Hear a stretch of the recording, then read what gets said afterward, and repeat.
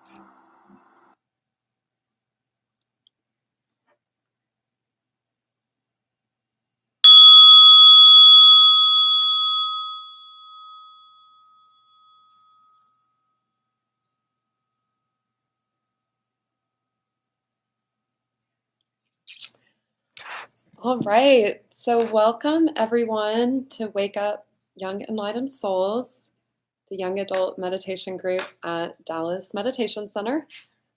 We are part of a global network of mindfulness practitioners under the umbrella of Wake Up, which practices in the tradition of Thich Nhat Hanh, a Zen Buddhist monk. And so normally we meet in person, but tonight we're meeting virtually. And so I can see that there are a few folks out there. And so I would love it if you could each check in. And I'm interested in hearing your name and something you're grateful for. And if you're here for the first time, definitely let me know. But hopefully there's some familiar folks out there too. And while y'all are typing, I will go ahead and start. My name is Jessica, and I'm grateful. I have these beautiful windows. There's one that direction I can see outside, and it looks like a beautiful day.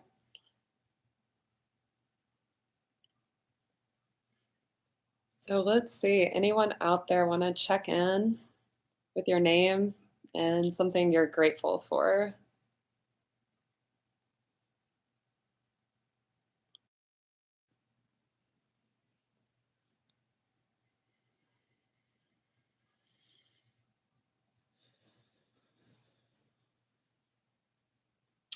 All right, well, tonight we are going to go back to the basics. And in this case, I mean, back to the basics of Buddhism.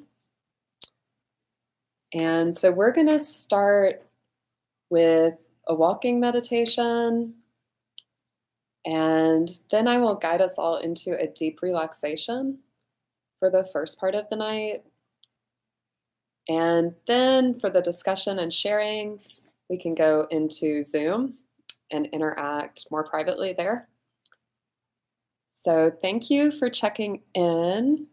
We've got Sierra from Dallas. What a beautiful name.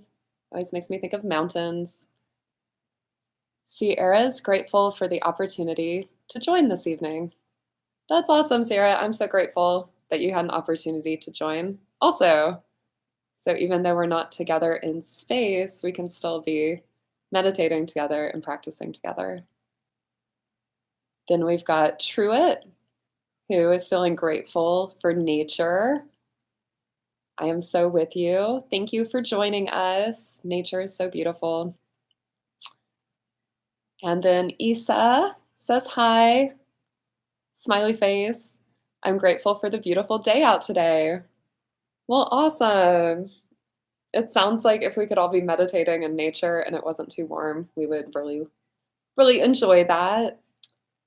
So let me see.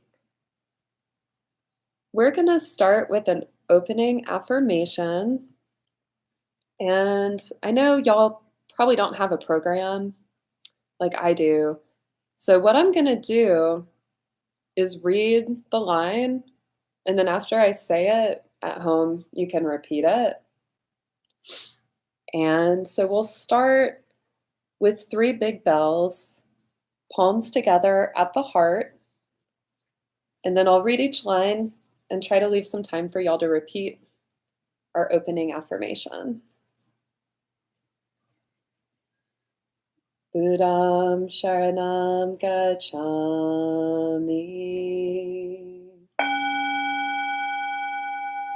Dharmam Sharanam Gacchami.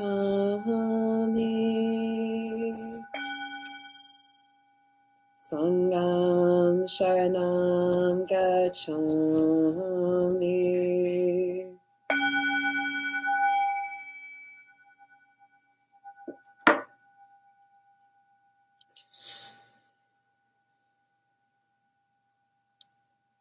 May we and all beings be happy and free.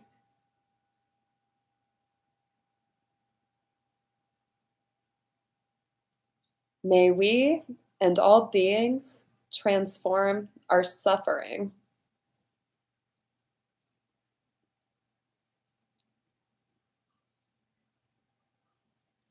May we and all beings rejoice in all joys.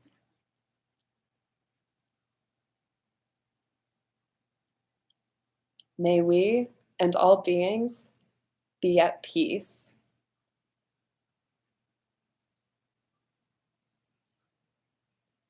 awakening to the truth of who we are,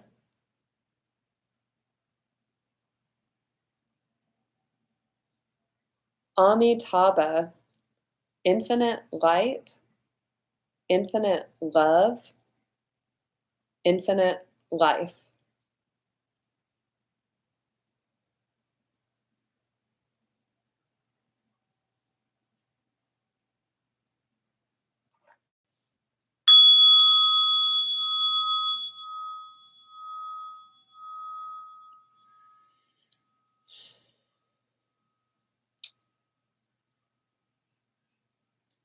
Awesome. So tonight we're going to start with a walking meditation.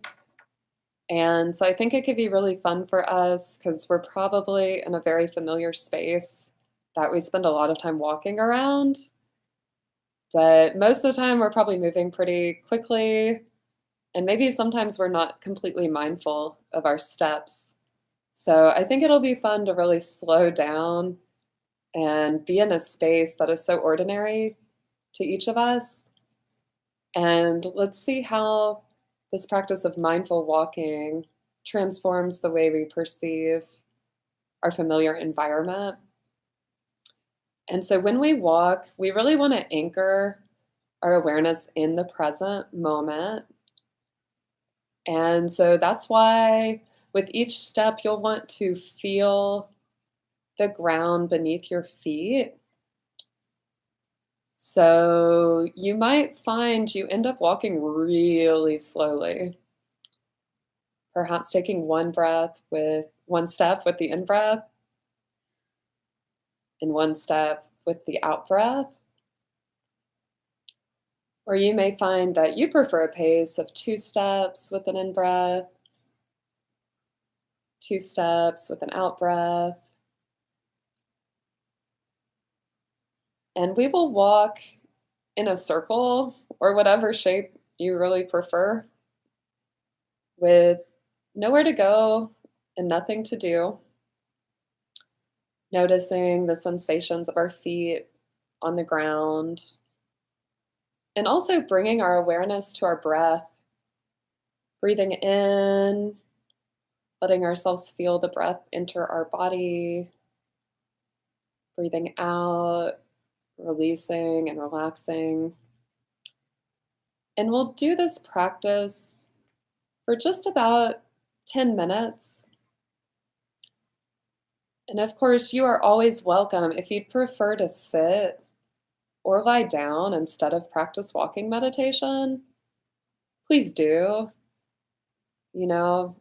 Just make yourselves comfortable, whatever that means for you. And when we walk, we'll be mostly in silence. At the end, I will ring the bell to bring you back. So just be aware as you're walking not to go too far away where you might not hear the bell, or you may end up just walking all night, which would be okay. But if you can't hear the bell, you won't know when it's over. So to get started, I'm going to ring the bell, and then we can all stand up. And with our hands at our heart, we can prepare to bow after another bell. And then we'll turn to the left and start walking. And just remember, there's nowhere to go and nothing to do. So anchoring your awareness into your breath, letting yourself really feel each step is the goal of this practice. And at the end, you will hear the bell to come back. Okay, so this little doggie's got to get on my lap. Okay, so with the first bell, we'll go ahead and stand.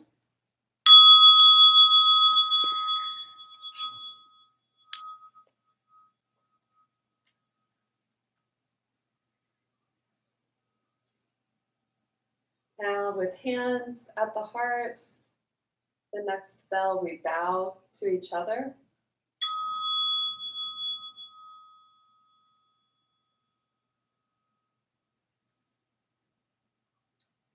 And with this next bell, we will turn to our left and start walking slowly and mindfully.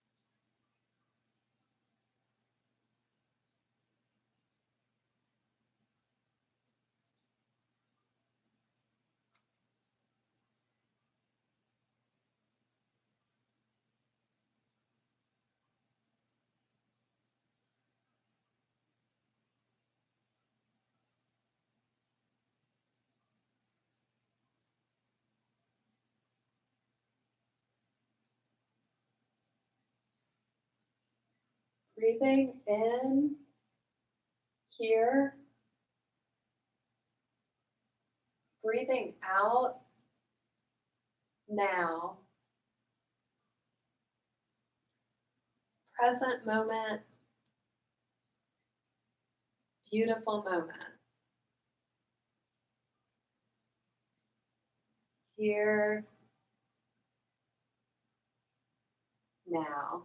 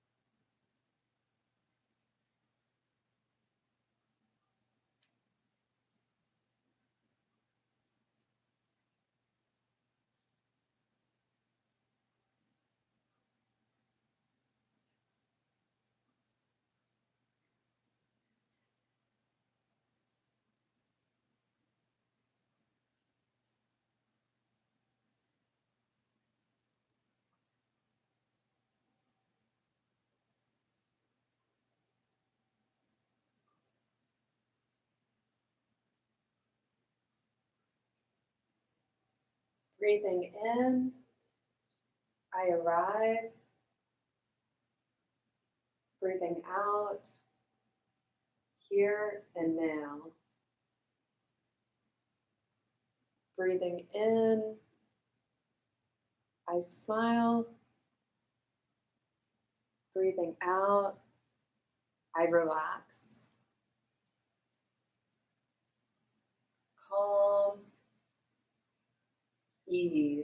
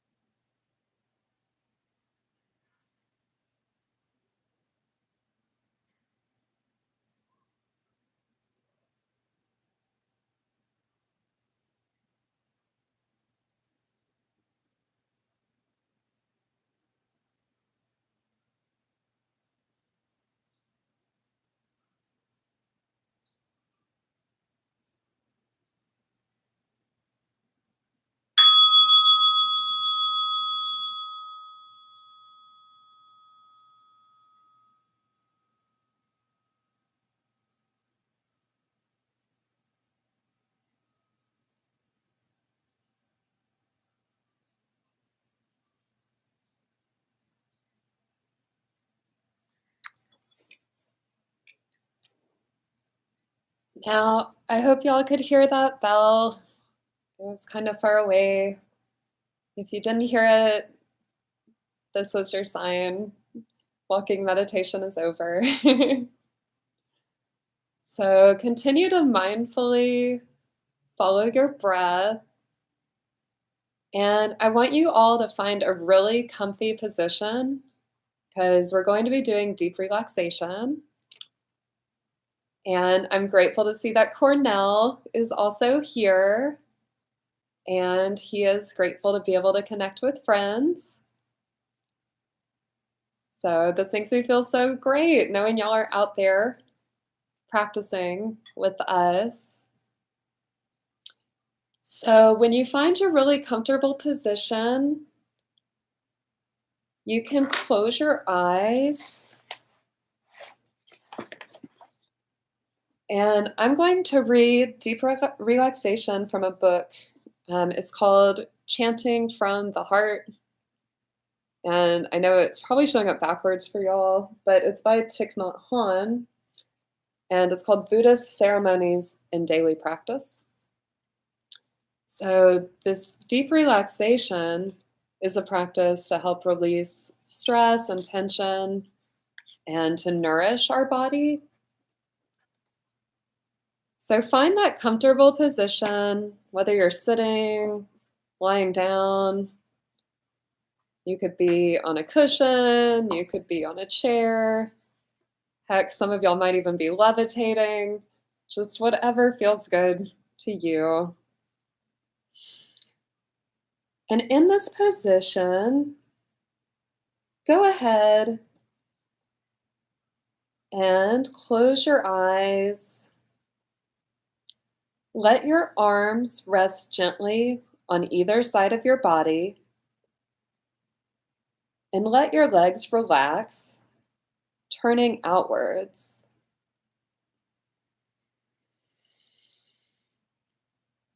As you breathe in and out, become aware of your whole body lying down.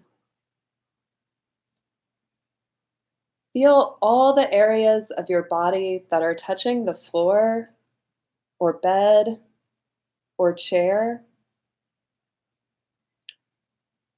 Notice the sensation and feeling in your heels, the backs of your legs, your buttocks, your back, the backs of your hands and arms, the back of your head. Begin to feel the outline of your body where your skin meets the air, and let yourself feel the weight of your entire body and really sense its shape and its form. Letting yourself notice the temperature, any subtle sensations like air, and listening to hear all the sounds in the room. And with this full awareness, as you breathe out, feel yourself sinking deeper and deeper into the ground. With each out breath, let go of any tension. Let go of any worries. No longer holding on to anything. Breathing in, feel your abdomen rising. Breathing out, feel your abdomen falling. For several breaths, just notice the gentle rise and fall of your belly.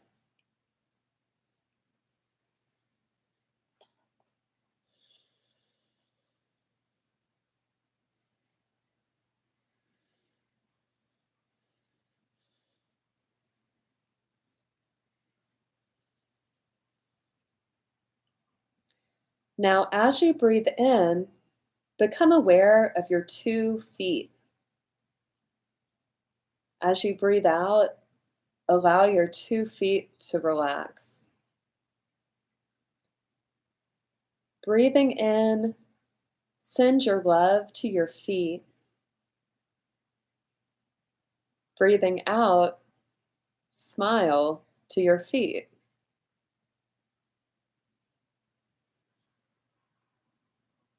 As you breathe in and out, know how wonderful it is to have 2 feet that allow you to walk, run, play sports, dance, drive, and do so many other activities throughout the day. Send your gratitude to your 2 feet for always being there for you whenever you need them.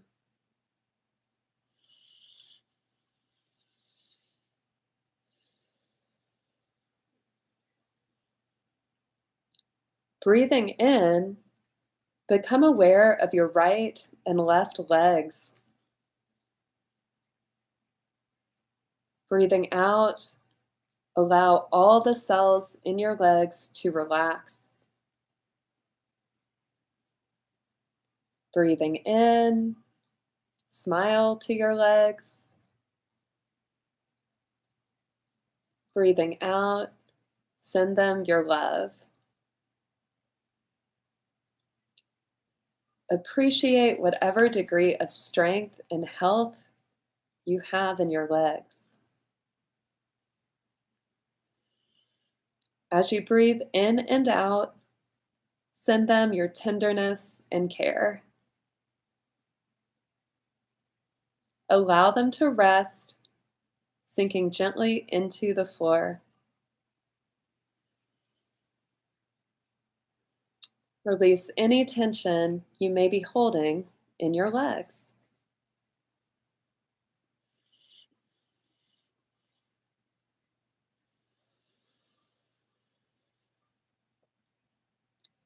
Breathing in, become aware of your two hands lying on the floor.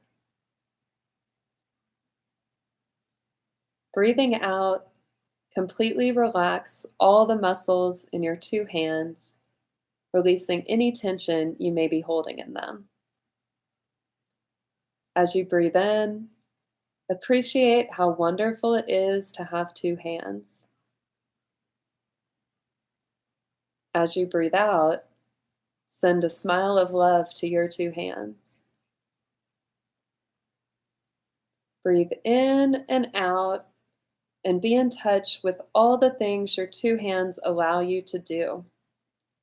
Cook, write, drive, hold someone's hand when you're not in lockdown, hold a baby, wash your own body, draw, play a musical instrument, type, build and fix things, pet an animal, hold a cup of tea.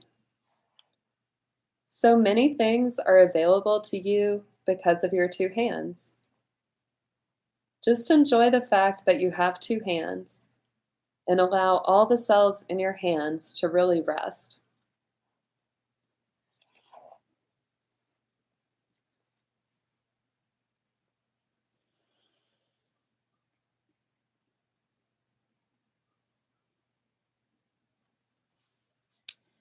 Breathing in, become aware of your two arms. Breathing out, let your arms fully relax. As you breathe in, send your love to your arms. As you breathe out, smile to them. Take the time to appreciate your arms and whatever strength and health are there in them.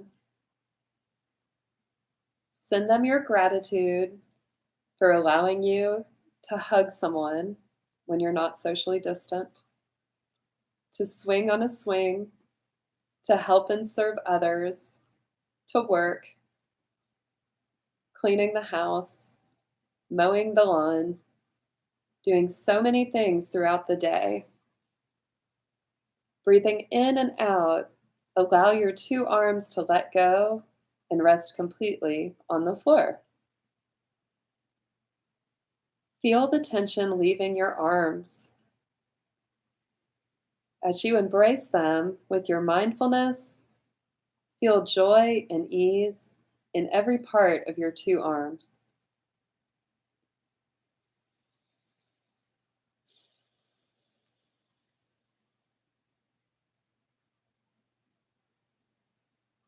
Breathing in, become aware of your shoulders.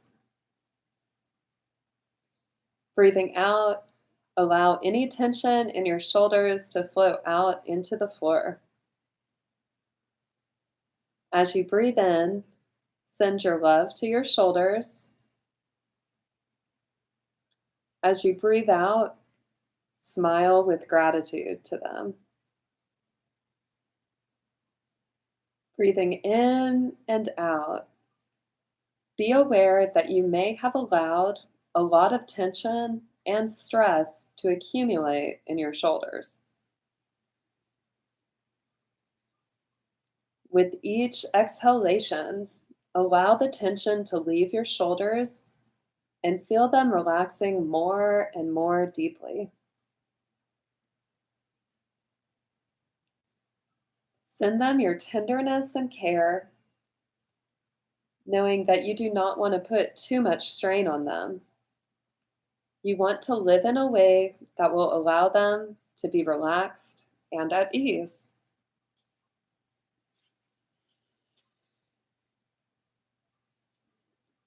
Breathing in, become aware of your heart. Breathing out, allow your heart to rest. With your in-breath, send your love to your heart. With your out-breath, smile to your heart. As you breathe in and out, get in touch with how wonderful it is to have a heart still beating in your chest. Your heart allows your life to be possible, and it is always there for you every minute of every day. It never takes a break.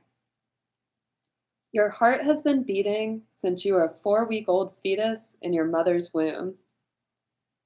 It is a marvelous organ that allows you to do everything you do throughout the day. Breathe in and know that your heart also loves you. Breathe out and commit to live in a way that will help your heart to function well. With each exhalation, feel your heart relaxing more and more. Allow each cell in your heart to smile with ease and joy.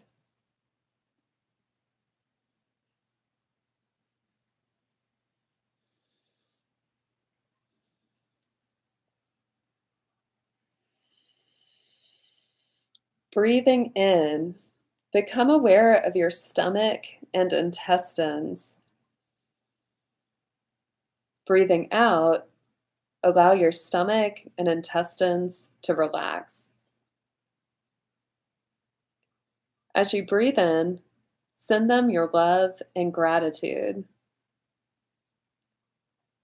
As you breathe out, smile tenderly to them.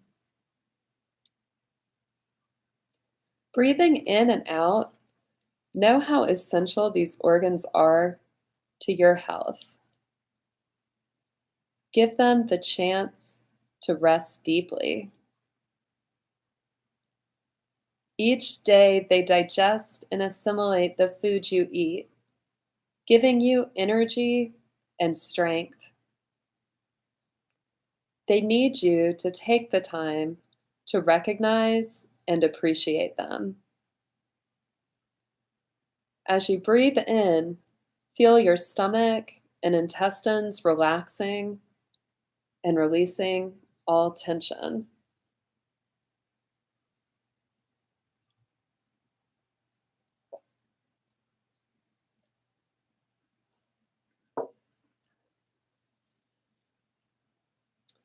As you breathe out, enjoy the fact that you have a stomach and intestines.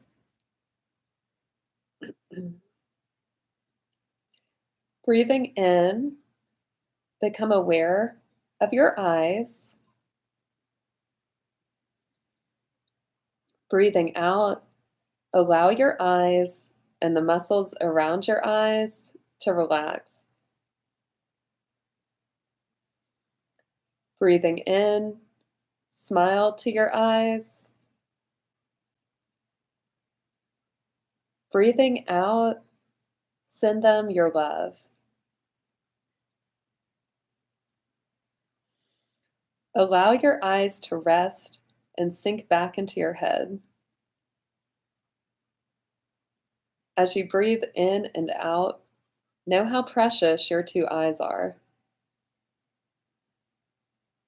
They allow you to look into the eyes of someone you love, to see a bird flying in the sky, to watch a movie. So many things are possible because of your two eyes.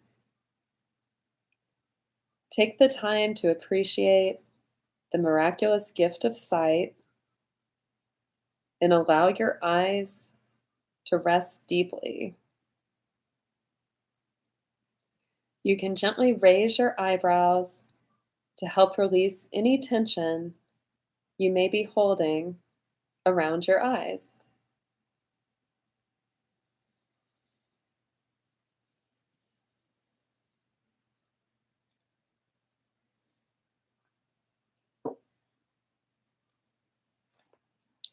Now, if there is a place in your body that is sick or in pain, take this time to become aware of it and send it your love. Breathing in, allow this area to rest. Breathing out, smile to it with great tenderness and affection. Be aware that there are other parts of your body that are still strong and healthy. Allow these strong parts of your body to send their strength and energy to the weak or sick area. Feel the support, energy, and love of the rest of your body penetrating the weak area, soothing and healing it. Breathe in and affirm your own capacity to heal. Breathe out and let go of the worry or fear you may be holding in your body. Breathing in and out, smile with love and confidence to the area of your body that is not well. Finally, breathing in, become aware of the whole of your body again. Breathing out, enjoy the sensation of your whole body lying down, very relaxed and calm. Smile to your whole body as you breathe in, and send your love and compassion to your whole body as you breathe out.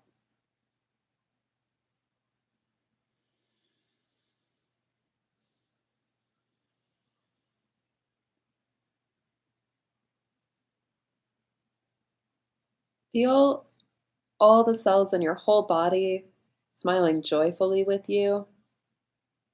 Feel gratitude for all the cells in your whole body. Return to the gentle rise and fall of your abdomen.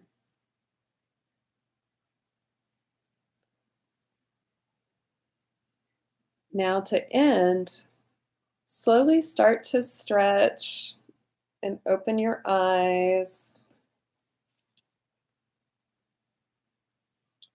Really take your time to get up mindfully and lightly. Practice bringing the calmness and attentiveness you've generated here into our next activity and throughout the day.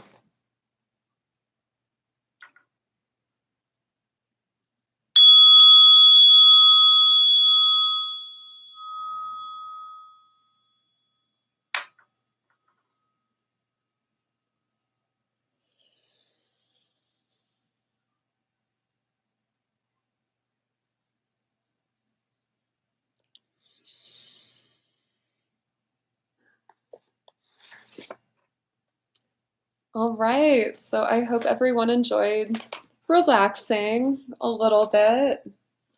I know that can be so nice because often we're so busy and our culture seems to be built on stress. A fun fact is that when the Industrial Revolution started, all of a sudden people started experiencing new health difficulties because of the increased pacing of society, because now there were machines that could work. And so back in the day, around the turn of the century, they would tell people, oh, you have this illness, And they didn't call it stress related. They didn't have that word, but that's essentially what it was. And so the treatment was for people to go out into nature and get nature's cure. So I know most of us are like, we like nature. So it's something that can bring us lots of peace. But tonight we were able to practice doing that in our homes or wherever we may be right now. So this talk I also gave on Sunday at Awakening Heart. So Cornell has heard it already, but it'll be a little different this time around. I thought because of the changes we've had to make in our lives because of the coronavirus, we've had to, in a lot of ways, get back to basics. So a lot of stuff that maybe it seemed like we could count on, or like it was the way things would always be, all of a sudden, to me, it feels scrambled. And we see that there's so much impermanence in our reality. You know, at times it could even be scary or depressing. What do we do? What can we do to maintain our joy and equanimity when so many things seem out of our control? And so I thought, let's go back to some of the Buddha's basic teachings to remind ourselves how we can create happiness here and now. And so I'm going to break this down by the numbers. The first thing, number one, there is only one moment, and that is this moment that exists here and now. A lot of times we may find that we suffer, at least I do, because I'm lost in sorrows about the past and wishing I'd done things differently or things had been differently. And that's a form of suffering that draws me out of the present moment. I've also noticed sometimes I'm not present because I'm anxious about the future or worried about what's to come. And that form of suffering is also an illusion because all that is real is here and now. So tonight we practice mindful walking, deep relaxation, and awareness of our breath because that builds our muscle of mindfulness so that we can always return to the here and now. And when we ring the bell, that's another reminder. It's like the voice of the Buddha calling us all home. And so that can bring us back to the present moment as well. So let me invite the bell for us all to reconnect with our breath in the one moment. At Thich Nhat Hanh's monasteries, when they hear the bell, they'll put a gentle smile on their lips and breathe in and out about 3 times. So let's try to do that together.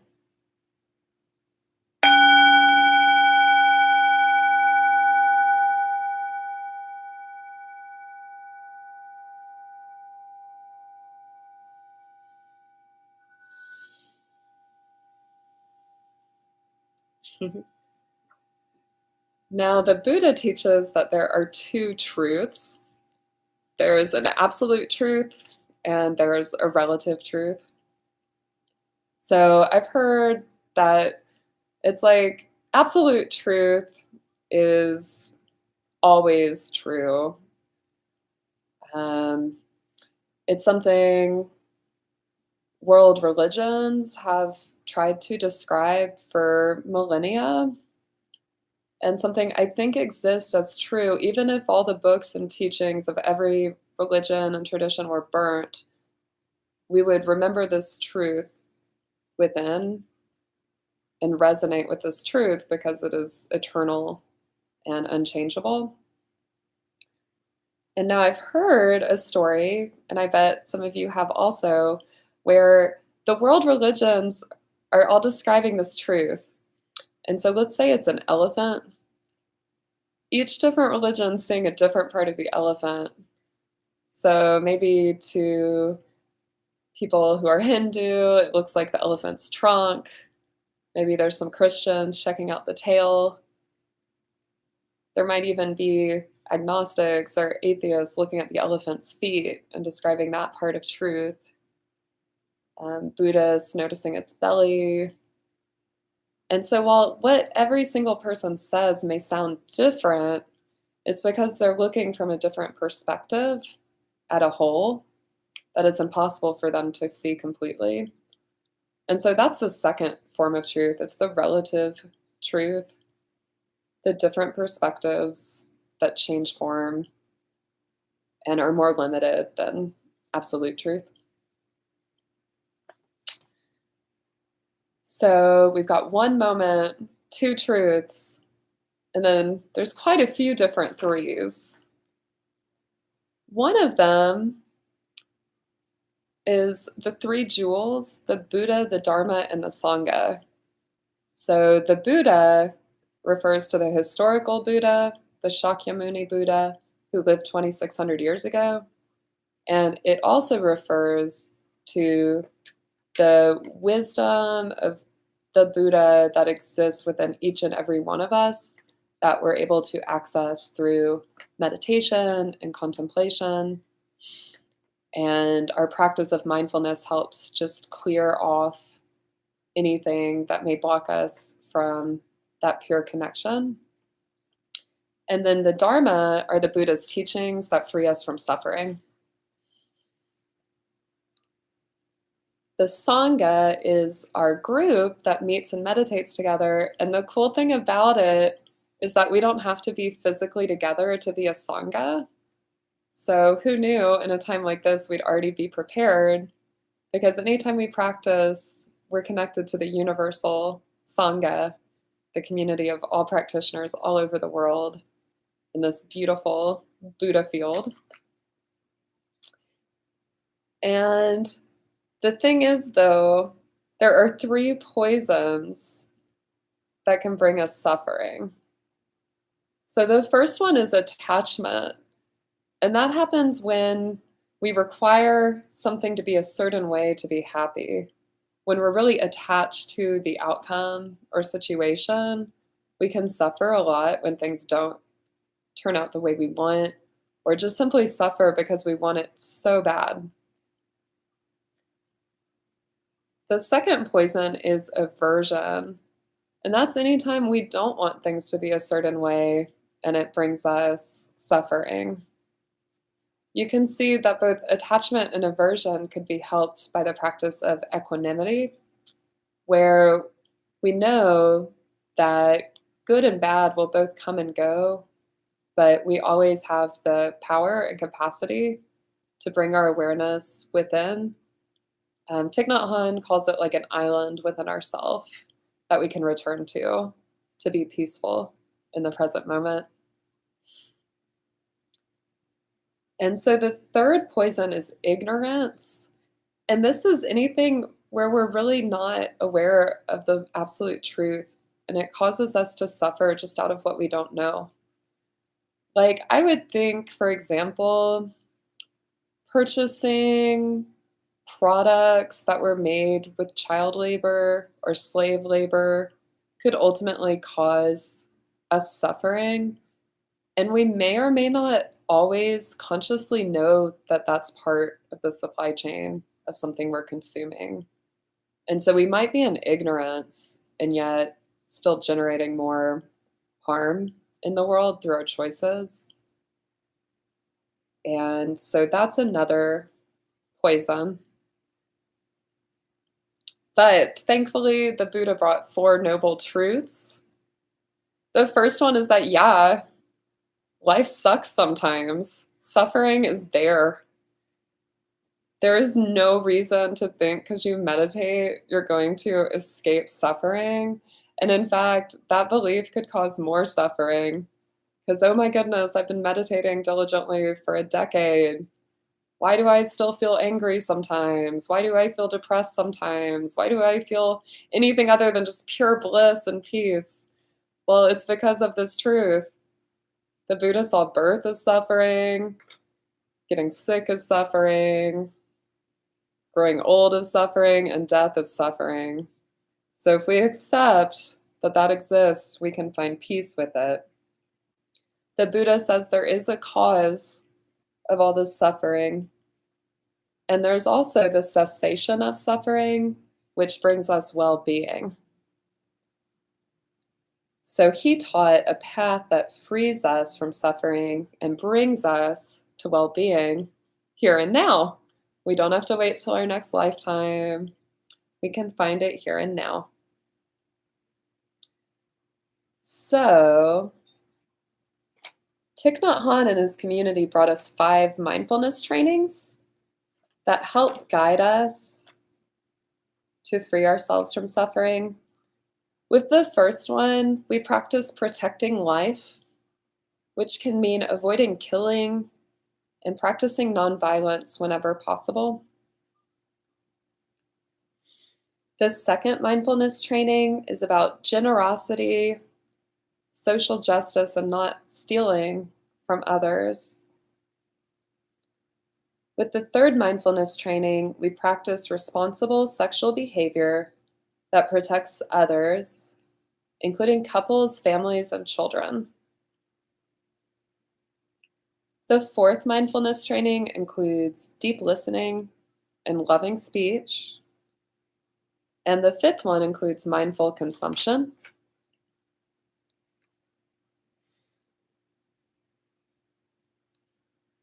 Now, as much as we may want to practice the 5 mindfulness trainings each day, we can also encounter 5 hindrances. The first is laziness and apathy. The next is ill will, or a mindset that wishes harm on others. The third are sense desires, craving for some sort of sensual experience. Then we have anxiousness, and finally doubt. So I want each of y'all to consider if you've ever experienced any of those hindrances and how they may sometimes interfere with your practice of mindfulness. Now, the Buddha also offers us 5 remembrances, and these I think are really cool at this time. They help free us from fear. So the first one, I am of the nature to grow old. I cannot escape growing old. I am of the nature to have ill health. I cannot escape ill health. I am of the nature to die. I cannot escape death. Everyone I know and everything I love is of the nature to change. I cannot escape being separated from them. My actions are my only true belongings. I cannot escape the consequences of my actions. My actions are the ground upon which I stand. So I'll invite the bell again for us to return to our breath and soak in the 5 remembrances.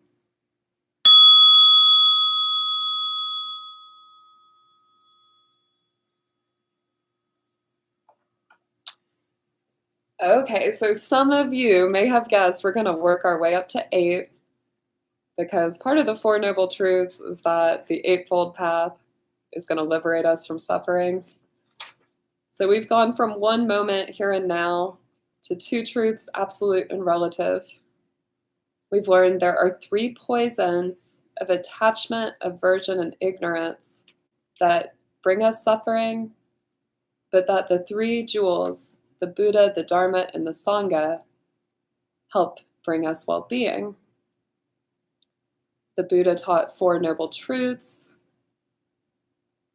noting that suffering exists, but also that there is a path that frees us from suffering.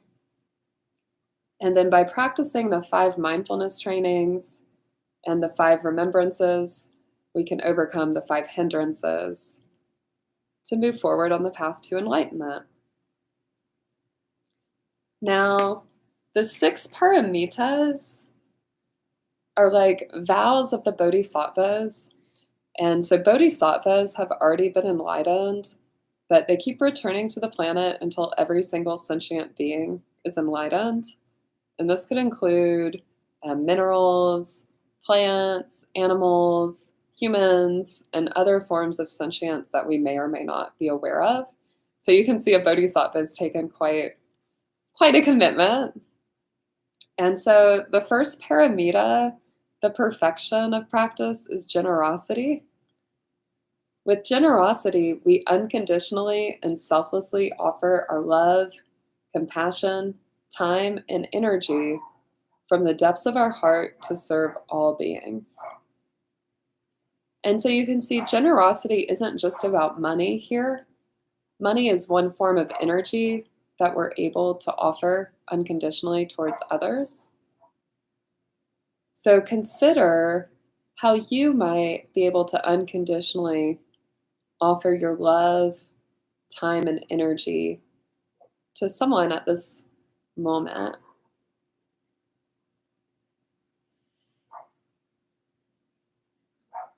The second paramita is sila, or ethics. We abstain from killing, stealing, sexual misconduct, lying, greed, gossip, divisive or harsh speech, malice and wrong views to enjoy greater freedom, happiness, and security. So you can see that practicing the mindfulness trainings is a form of practicing these ethics. And when we're skillful in our practice of ethics, we're able to reduce suffering for ourselves and others. And you can imagine how killing or stealing, sexual misconduct, lying, greed, gossip, harsh speech, malice, and wrong views can cause suffering. Because chances are everyone out there has experienced some form of at least one of those where they saw the results caused suffering for themselves or others. So that's probably why we have the next one, because Shanti, patience. We embrace and forbear adversity, insult, distress, and the wrongs of others with patience, tolerance, and free from emotional reactivity, resentment, irritation, or retaliation. Now, there was a time I was meditating. I came to the Sunday group and I meditated just like normal. I remember Brother Chi Singh taught meditate on your own once a day, go to the Sangha weekly, and then go on retreat at least seasonally to have a really strong practice.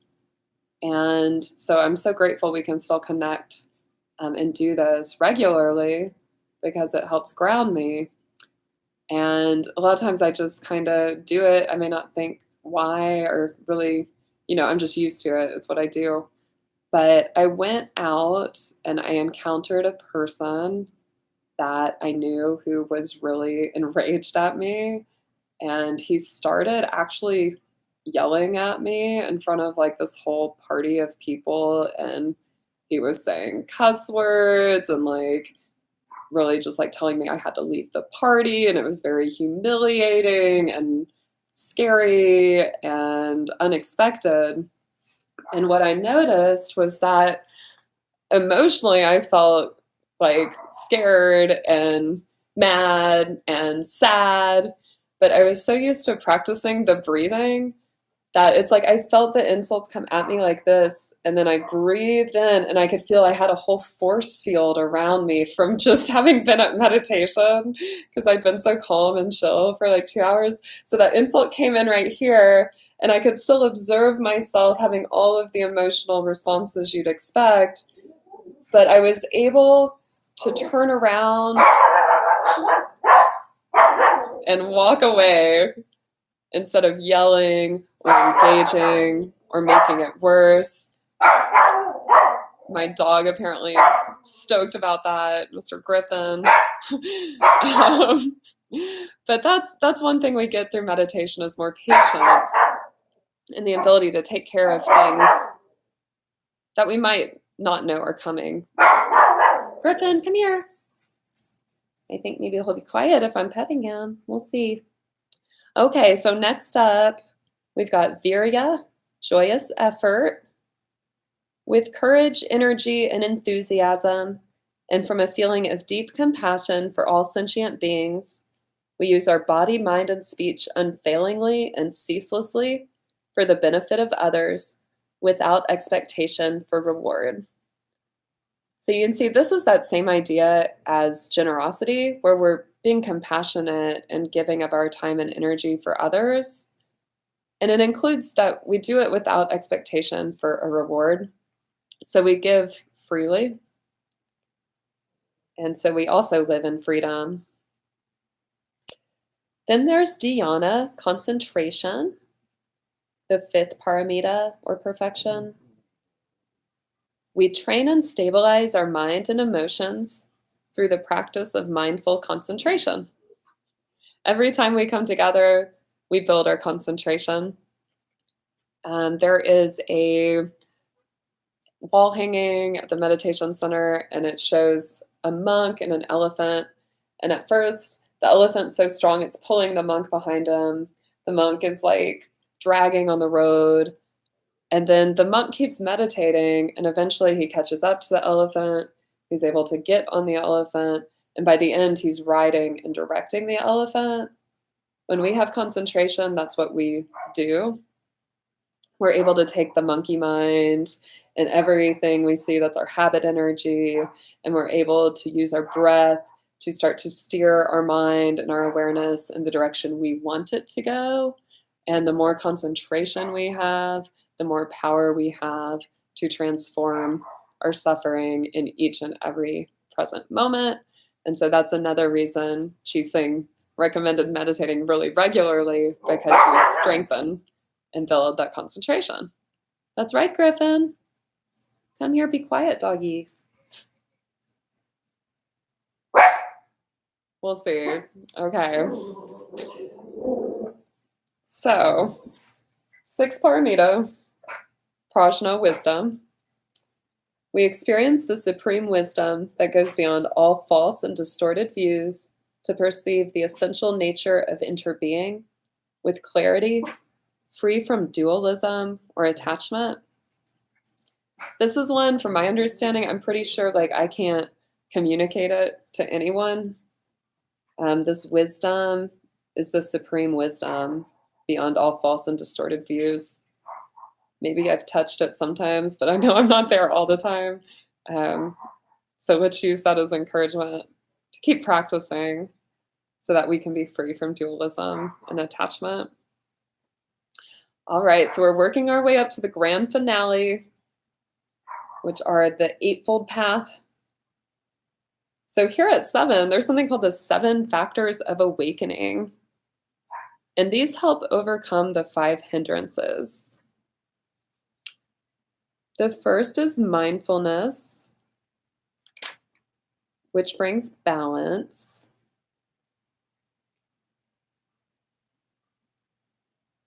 And there's also investigation, effort, and joy. And so it's actually cool that joy is one of the practices.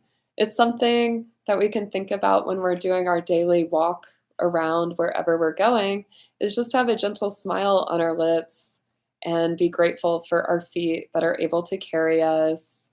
You know, whenever the bell rings, the practice is to smile.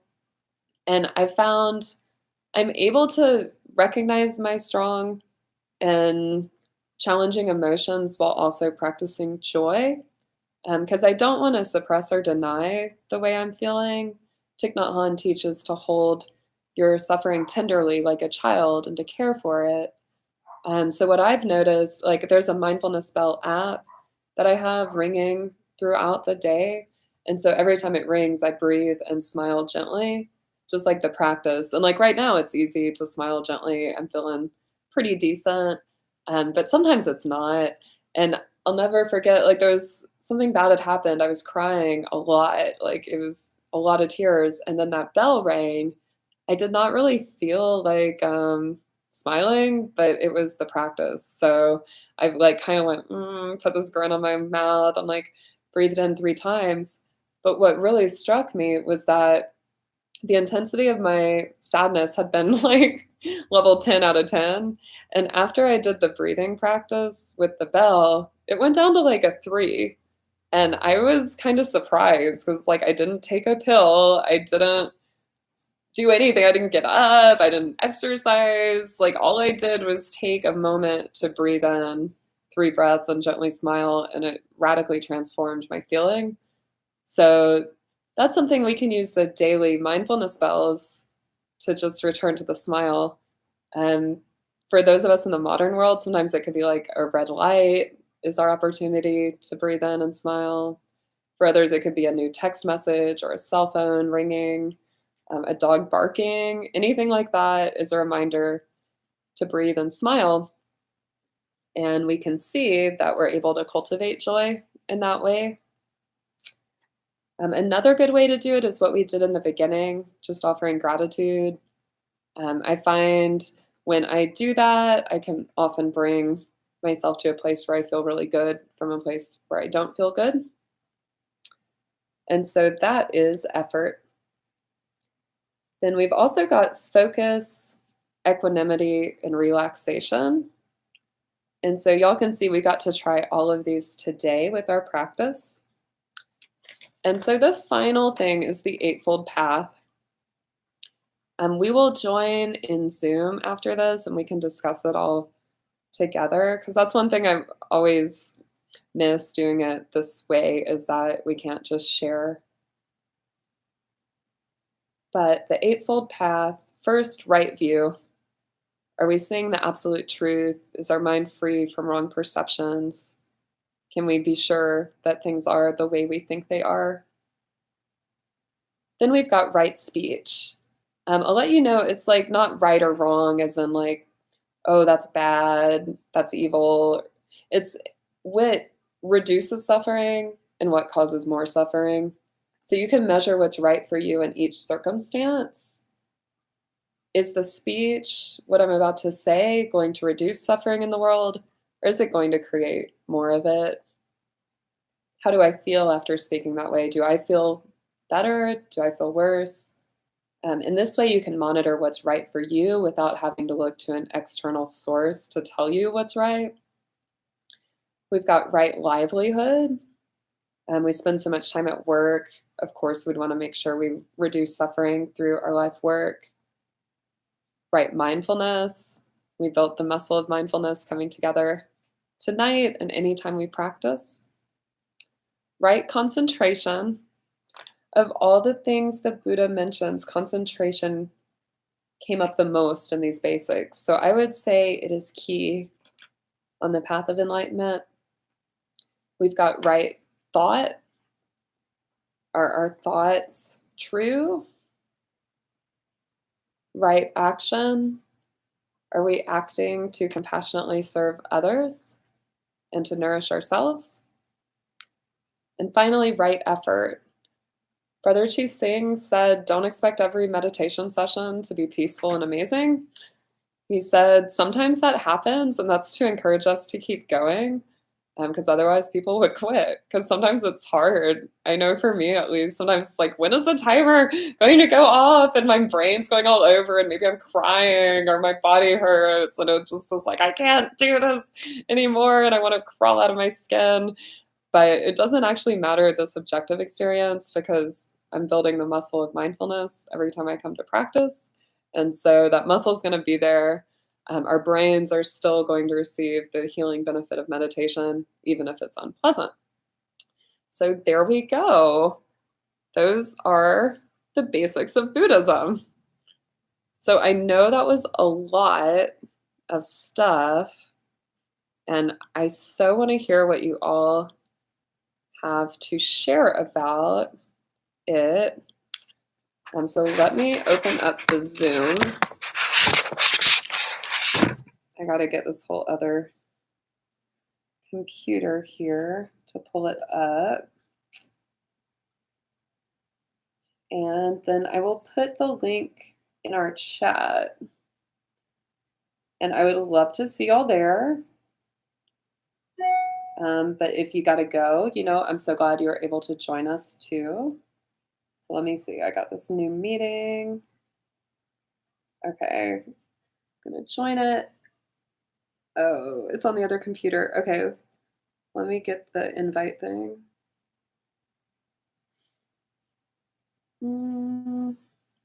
Okay, so the invite link, I think, is right here. I'm going to paste it into the chat and see if y'all are able to join me. And fingers crossed, technology smiles on us. Okay, so there's the link.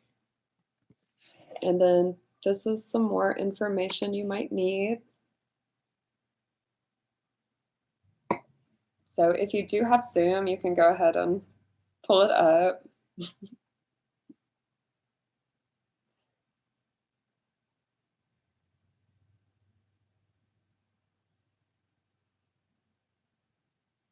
And everybody too, just know Dallas Meditation Center is a nonprofit.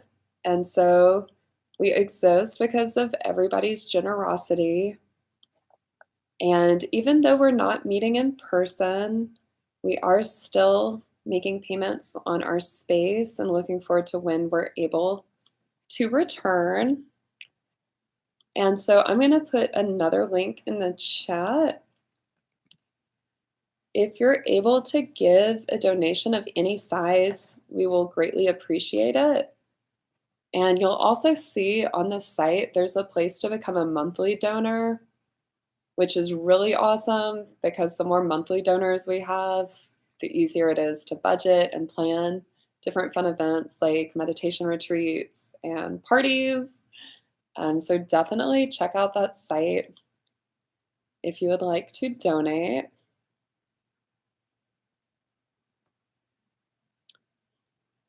And thank you, Truett.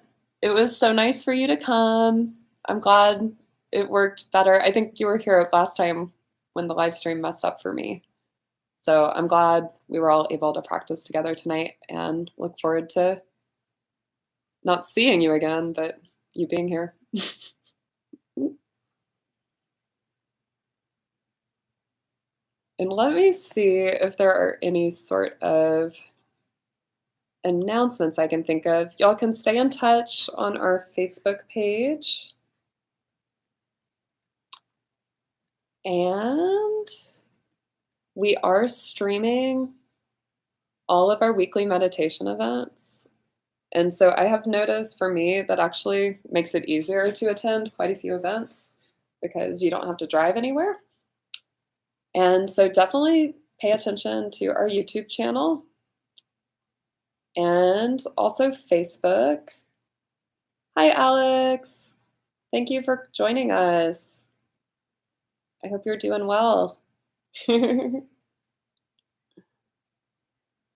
Cool. Cool, that's awesome, Isa. I'm so glad you were out there. I'm so glad you enjoyed too, Sierra. No worries about the Zoom part. Oh, Nicole's out there too. That's so cool. I'm so glad y'all were all here. I hope that doing walking meditation worked okay and everything like that. One day we'll meet again in physical reality, but until then, it's awesome to know y'all are out there practicing.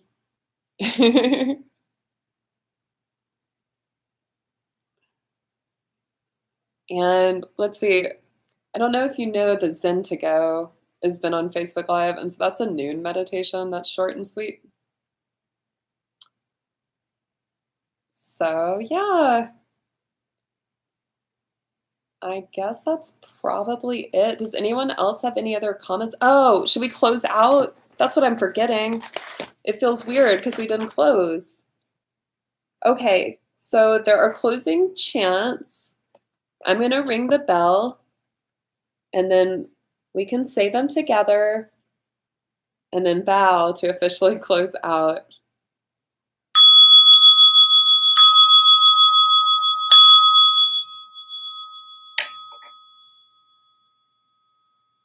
Countless beings we vow to free. Ceaseless afflictions we vow to end. Limitless truth doors we vow to open.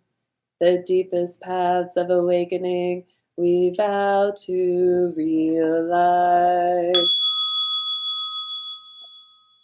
Amitabha!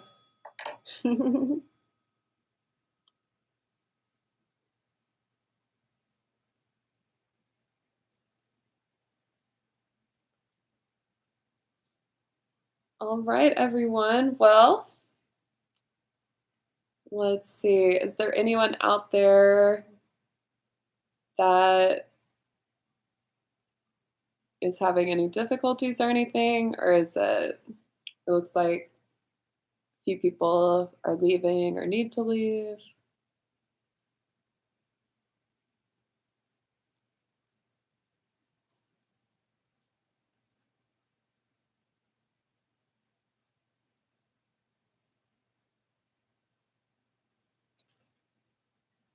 All right, everyone. Well, I guess that's going to be it for this live stream. It's been a lot of fun meeting virtually, and I hope that you all have a really wonderful week and that you're able to check out more offerings at the center in your free time. And one of these days, maybe we'll see each other again in person. Till then, keep being amazing. Alrighty, bye.